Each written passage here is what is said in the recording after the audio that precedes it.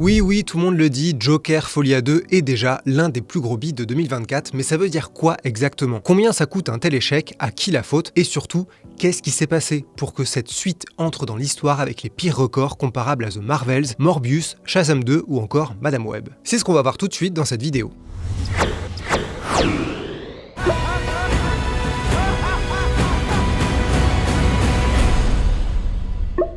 Salut, c'est Geoffrey et je viens encore une fois faire le bilan des pots cassés au box-office et en 2024, on en a eu du boulot à ce niveau-là. Furiosa, The Fall Guy, Megalopolis, Madame Web, Argyle, Borderlands, The Crow, Horizon, y a à boire et à manger là-dedans, mais dans tous les cas, ça fait mal au portefeuille des studios hollywoodiens. On pourrait débattre du flop prévisible et programmé de plusieurs de ces films, mais difficile de prétendre que l'échec monumental de Joker 2 n'est pas une surprise. Parce que rappelez-vous, en 2019, le premier Joker a été un succès absolument phénoménal, avec plus d'1 milliard au box-office mondial pour un budget de 60-65 millions officiellement, on était sur une réussite commerciale hors norme. En coûtant 2, 3, voire 4 fois moins cher qu'un blockbuster classique, le premier Joker avait une rentabilité supérieure à Avengers, Skyfall, The Dark Knight, Transformers 3, Pirates des Caraïbes 4 et plein d'autres films qui ont passé le cap du milliard comme lui. Joker avait été célébré de tous les côtés du Lion d'Or à Venise jusqu'à l'Oscar du meilleur acteur pour Joaquin Phoenix. Peu importe si vous aimez le film ou pas, c'était un triomphe pour le studio Warner Bros et DC Comics. C'est pour cette raison qu'une suite a été lancée alors même que le réalisateur Todd Phillips disait à l'époque qu'il n'y aurait qu'un seul film. Mais 1 milliard, ça remet les idées en place. Et ça change tout. À commencer par l'ego et l'audace, et c'est peut-être ça le problème avec Joker Folie à 2. Et en parlant d'ego et d'audace, si vous aimez Écran Large et que vous voulez qu'on reste un média libre et indépendant avec nos critiques, nos news, nos analyses, nos vidéos et nos podcasts, vous pouvez nous soutenir. Ça passe par un abonnement qui vous donne accès chaque semaine à des contenus exclusifs. Le lien est dans la description de la vidéo. Allons droit au but, Joker 2 est sorti en octobre, donc en théorie sa carrière ne fait que commencer, sauf que tous les signaux sont tellement dans le rouge qu'on peut dire qu'elle est en réalité quasiment déjà terminée. Prenons le premier signal, le démarrage au box-office domestique. Pour rappel, le box-office domestique, c'est les États-Unis et le Canada, et si on en parle autant, c'est parce que c'est sur ces territoires que les studios américains récupèrent le plus d'argent. Pour faire simple, ils récupèrent environ la moitié alors que dans les autres pays c'est plutôt un tiers et en Chine c'est quasiment un quart. Voilà pourquoi c'est important de décortiquer le box-office, il faut savoir d'où vient l'argent pour savoir si ça rapporte vraiment gros. Au box-office domestique, Joker 2 a très mal démarré avec 37 millions de dollars. Si vous voulez mesurer l'ampleur du désastre, dites-vous que le premier Joker avait démarré à 96 millions. Et si vous voulez d'autres preuves du carnage, Joker 2 a démarré avec un score inférieur à The Marvels, The Flash et Morbius. Pour son deuxième week-end américain, Joker a continué à dégringoler et à dépasser les pires pronostics. Il a fini en 3e position derrière Le Robot Sauvage et Terrifier 3. Alors rien que ça, c'est déjà incroyable. Qui aurait pu croire que le bulldozer Joker 2 allait être écrasé par un autre clown tueur, celui de Terrifier 3, soit un minuscule film d'horreur super gore devenu en quelques années un phénomène. Terrifier 3 a coûté 2 millions de dollars, c'est-à-dire 100 fois moins que Joker Folie à 2. Donc là, on est vraiment sur un cas incroyable. La défaite d'une grosse machine de studio sortie sur plus de 4000 écrans face à un petit film sorti sur 2 fois moins d'écrans et avec 100 fois moins de budget. Et c'est pas fini. Entre son premier et son deuxième week-end, Joker Folie à 2 a chuté de manière affolante, passant de 37 millions de dollars à 7 millions de dollars. C'est une chute de fréquentation de 81% et ça c'est du jamais vu. C'est pire que The Marvels qui détenait jusque-là le record avec moins 78%. À ce sujet, Joker 2 a donc le luxe de faire pire que Morbius, The Flash, Ant-Man 3, Shazam 2, Elektra, Catwoman ou encore Madame Web. Aïe aïe aïe, ça fait super mal. Tu couperas ça s'il te plaît au montage. Non. Alors là, on pourrait me dire que la chute de fréquentation, c'est à remettre dans le contexte, et c'est vrai. Par exemple, pour son deuxième week-end au box-office domestique, Spider-Man No Way Home avait lourdement chuté, moins 67% de fréquentation, mais parce qu'il avait démarré du feu de Dieu avec 260 millions pour son premier week-end. La chute de fréquentation record de Joker 2 arrive après un démarrage désastreux, donc là, le ratage est entier. Non seulement il n'y a pas beaucoup de monde qui s'est déplacé à la sortie, mais en plus, les gens qui l'ont vu semblent avoir hurlé tout autour d'eux qu'il ne fallait surtout pas y aller.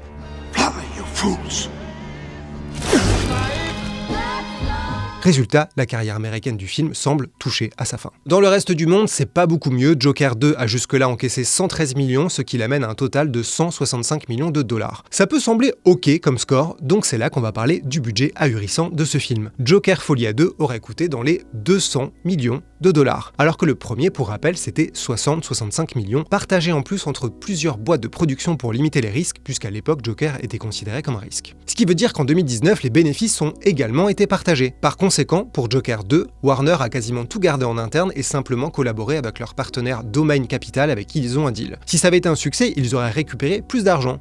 mais là ils vont juste en perdre davantage. Sur ces 200 millions de budget estimé, il y a évidemment les salaires. Variety avait lâché que Joaquin Phoenix avait touché dans les 20 millions à lui seul et Lady Gaga 12 millions. Le réalisateur et co-scénariste et producteur Todd Phillips aurait touché 20 millions lui aussi, donc en gros à eux trois, ils représentent quasiment le budget total du premier Joker. Mais bon, comme je le disais, 1 milliard ça change tout, à commencer par les salaires évidemment. À ce budget de production s'ajoute comme d'habitude le budget marketing gardé secret. Variety parle de quasiment 100 millions supplémentaires, ce qui fait qu'on arrive à un budget total de probablement 300 millions de dollars. Donc maintenant que vous avez ça en tête, je pense que les 165 millions que le film a actuellement encaissé au box-office vous semblent vraiment tout petits. Et c'est là que je vous rappelle encore une fois qu'un studio ne récupère pas 100% de ses recettes, puisqu'une partie va aux salles de cinéma. Donc là on ne parle même pas de 165 millions dans les poches du studio. Autrement dit, Joker Folia 2 est très mal parti, ou plutôt il est très bien parti pour être un énorme flop commercial. La question c'est désormais de savoir combien ça va coûter au studio. On peut comparer ce carnage à celui d'un autre chez Disney avec The Marvels sorti en 2023. Souvenez-vous, The Marvels c'était ce grand méchant film considéré par beaucoup comme une horreur absolue, et la preuve qu'il fallait vraiment arrêter de faire des films avec des personnages féminins parce qu'apparemment personne n'en voulait. Donc maintenant je me demande si le beat de Joker 2 va devenir la preuve que le public en a marre des films avec des hommes, mais bon,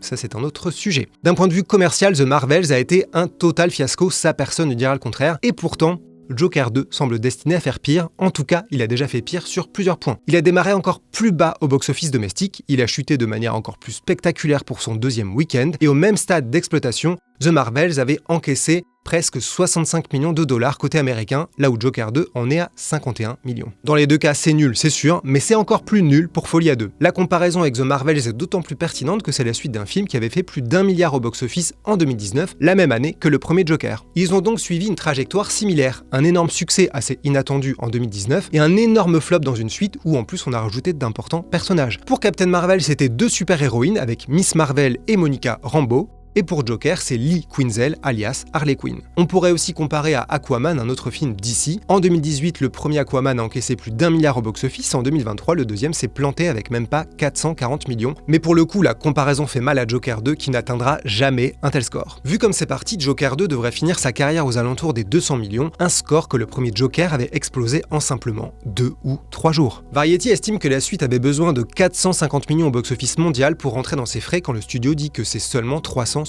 millions. Mais dans tous les cas, il les atteindra pas. Sauf si, énorme surprise en Chine où la suite sort en octobre, contrairement au premier. Mais bon, qui y croit? The Marvels avait coûté encore plus cher que Joker 2 avec 220 millions de budget apparemment. Il avait fini sa carrière aux alentours de 206 millions et à l'époque Deadline avait parlé d'une perte de près de 240 millions de dollars pour Disney. Ça permet un peu d'imaginer les dégâts pour DC et Warner, estimés actuellement à 150 ou 200 millions de pertes. Bien sûr, la carrière de Joker 2 continuera. Il devra arriver en premium VOD aux États-Unis fin octobre et sera exploité pendant encore un moment. Selon The Numbers, le premier Joker avait notamment encaissé plus de 56 millions en DVD et Blu-ray, rien qu'aux États-Unis. Mais la suite ne va pas bénéficier du même boost vu l'accueil critique et public, donc difficile de ne pas se dire que tout ça va juste permettre de limiter la casse vu la situation. C'est là que vous vous demandez peut-être comment est-ce possible? Comment peut-on passer d'un film ultra rentable, respecté et célébré, à une suite qui se plante à ce point? La première explication possible serait de dire que c'est tout simplement parce que le film n'est pas bon. Alors ça, ce serait dans un monde idéal où le box-office est lié à la qualité. Mais il me semble que c'est quand même un peu plus compliqué que ça quand on regarde le top 10 du box-office chaque année ou quand on se penche sur les innombrables films cultes qui ont été des échecs à leur sortie. Alors je ne dis pas qu'il n'y a aucun lien entre le box-office et la qualité des films, je dis juste que c'est pas avec ça qu'on peut tout expliquer. Pour Joker 2, on a quand même un facteur évident, c'est une comédie musicale. Et clairement, toute l'équipe avait conscience que c'était un risque et que ça allait peut-être repousser une grande partie du public. C'est pour ça que le réalisateur et Lady Gaga ont notamment répété que ce n'était pas vraiment une comédie musicale,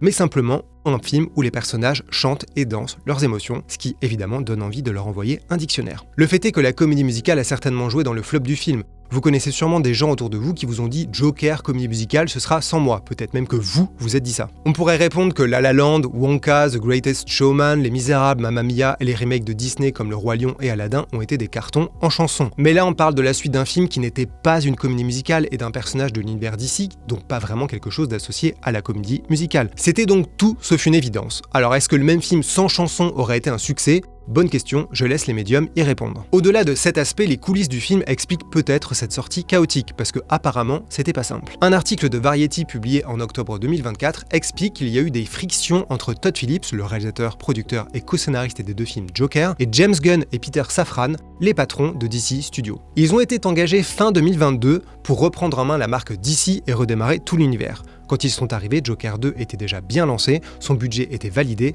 le tournage était sur le point de commencer, donc dans tous les cas c'était trop tard pour réévaluer les plans. Et c'est d'autant plus drôle que Todd Phillips avait bénéficié d'un précédent changement de régime chez Warner. L'arrivée de Michael DeLuca et Pamela Adby à la tête de Warner Bros. Pictures en 2022, et dont l'une des premières décisions à l'époque avait été de lancer Joker 2. Et c'était aussi l'intention de leur boss David Zaslav, président de Warner Bros. Discovery. Bref, officiellement il n'y a aucun problème, tout le monde s'aime bien, tout le monde s'apprécie, tout le monde se respecte, mais apparemment en coulisses, Todd Phillips a tout fait pour ne pas avoir à leur rendre de compte et faire son film dans son coin en utilisant toute la liberté et tout le pouvoir acquis grâce au succès du premier film. Sachant qu'il a aussi sur son CV les 3 films Very Bad Trip, lesquels ont été de gros succès pour le studio Warner. De là à dire que Todd Phillips était un petit roi à qui on disait oui par principe, il n'y a qu'un pas. Pas mal de gens ont d'ailleurs noté que le logo DC Studio n'apparaît pas au début du film mais à la fin. Todd Phillips lui-même a publiquement dit que c'était un film Warner Bros. Comme pour s'écarter de DC, et James Gunn a dit de son côté que ce n'était pas un film DC. Alors que bon, faut pas se foutre de nous. Le film Joker, c'est lié à l'univers Batman. Dans le premier, il y avait la famille Wayne et le petit Bruce, et dans la suite, on a les personnages de Harley Quinn et Harvey Dent. Donc désolé, c'est un film DC et c'est pas grave du tout. L'article de Variety enchaîne les arguments qui laissent entendre que Todd Phillips est largement responsable de la situation. Il n'aurait pas accepté de rabaisser le budget en tournant à Londres parce qu'il voulait absolument être à Los Angeles. Il voulait absolument que le film soit présenté à la Mostra de Venise où il avait remporté un Lion d'Or auparavant. Il a refusé les projections test où la plupart des films passent pendant la post-production pour vérifier avec un public si c'est pas une catastrophe. Il avait le final cut, donc personne n'avait le droit de toucher au film. En gros, il était seul maître à bord, et en théorie c'est bien parce que tout le monde aime cette sacro-sainte idée des artistes libres qui font ce qu'ils veulent face aux méchants studios. En réalité, les producteurs ne sont pas toujours les ennemis de l'art, ça aussi c'est une grande caricature, surtout que là on parle d'un film de studio, et d'un gros film de studio. Et il y a peut-être 2 artistes justement qui étaient absents de Joker Folia 2. Le premier c'est Bradley Cooper qui avait fondé une boîte de production avec Todd Phillips en 2014. L'acteur de Very Bad Trip était producteur sur le premier Joker, et le monteur du film, Jeff Gross, avait expliqué qu'il avait joué un rôle important à l'époque. Mais Bradley Cooper et Todd Phillips ont stoppé cette collaboration de production en 2021, donc il n'était pas sur la suite. Le deuxième absent, c'est peut-être Christopher Nolan, même si là c'est moins officiel. C'est lui qui aurait fait changer la fin du premier Joker parce qu'au départ, le film devait se terminer avec Arthur Fleck mutilant son visage pour créer le fameux sourire de Joker devant une foule en délire. Ce que le réalisateur de The Dark Knight ne voulait pas puisqu'il voulait que ça reste l'image de son propre Joker. Nolan a depuis claqué la porte de Warner où il était sûrement traité comme un demi-dieu, donc pour le coup c'est sûr qu'il n'a rien à voir avec la suite. Enfin, on peut citer quelque chose qui pourrait faire partie des dommages collatéraux de cette gestion, ce sont les scènes coupées. Si vous avez suivi la promo, vous avez noté qu'un certain nombre d'images et scènes sont absents du film sorti au cinéma, notamment autour du personnage de Lady Gaga. On a notamment une scène dans l'ascenseur en miroir avec celle de Arthur dans le premier Joker, une scène où ils dansent tous les deux devant le tribunal, et une autre où elle danse et chante dans les fameux escaliers avant que la police arrive. Les scènes coupées c'est classique, c'est pas la preuve qu'il y a eu des problèmes. Mais dans le cas de Joker Folia 2, est-ce que ça veut pas dire que le montage a été particulièrement compliqué? Et est-ce que c'est pour ça que le film semble si bizarrement raconté et décousu, notamment vers la fin avec le personnage de Lady Gaga? Mystère, peut-être qu'un jour quelqu'un parlera. En attendant, on peut juste imaginer et quand même se souvenir que Todd Phillips a dit que le montage des scènes musicales, qui ont été chantées en live sur le plateau avec un pianiste hors champ, a été un enfer, c'est le mot qu'il a employé. Tout ça pour dire que Joker 2 est une catastrophe commerciale. Il faut vraiment se rendre compte de l'ampleur de la chose. De toute évidence, Joker Folia 2 va faire moins bien que des films adaptés de comics et considérés comme des gigaflops tels que The Flash, Green Lantern, X-Men Dark Phoenix et peut-être même The Marvels. Le pire là-dedans, dans un article du Hollywood Reporter, on a des témoignages de producteurs et de gens du milieu qui disent sous anonymat que même si cette suite est un fiasco, c'était impossible de ne pas la faire. À Hollywood, après un carton comme Joker, aucun studio ne peut décemment dire non à une suite, c'est quasiment présenté comme une faute professionnelle. Bon, je suis pas producteur, je risque pas de l'être, parce que je trouve cette potentielle justification franchement effroyable. D'autant qu'il suffit de faire le bilan. Joker 2 est le 6e beat de DC d'affilée, après Black Adam, Shazam 2, The Flash, Blue Beetle et Aquaman 2. Là-dedans, on a 3 suites. Peut-être qu'elles étaient toutes indispensables et qu'il était impensable de ne pas les faire d'un point de vue business, mais le fait est que pas grand monde ne voulait les voir au cinéma. Dans tous les cas, maintenant, tout le monde doit serrer les fesses chez Warner et DC en espérant qu'il n'y aura pas de 7e flop, parce que là, ça ferait vraiment très mal puisque le prochain gros film, c'est le 48e retour de Superman au cinéma. Ça sort le 9 juillet 2025 et autant vous dire que si ça se plante, c'est la fin des haricots puisque c'est le premier film du nouvel univers DC, écrit et réalisé par James Gunn lui-même, et le monsieur est l'un des boss de ce nouvel univers en question. Après Superman en 2025, il y aura 2 gros films d'ici en 2026 qui sont d'ores et déjà prévus, Supergirl en juin et The Batman 2 en septembre. Et ce n'est que le début, sauf si quelque chose se plante là-dedans. En tout cas, le beat de Joker 2 fait tâche dans l'année 2024 pour le studio Warner Bros, parce que même s'il y a eu le carton mérité de Dune 2 ou plus récemment le joli succès de Beetlejuice, il y a aussi eu le méga beat de Furiosa qui nous a brisé le cœur. Ça aussi c'est une sacrée histoire passionnante et déprimante, déprimante, et si ça vous intéresse, j'ai fait une géniale vidéo pour essayer de comprendre ce qui s'est passé avec le préquel de Mad Max. Allez, à bientôt pour un autre flop, et merci d'avoir regardé jusqu'au bout.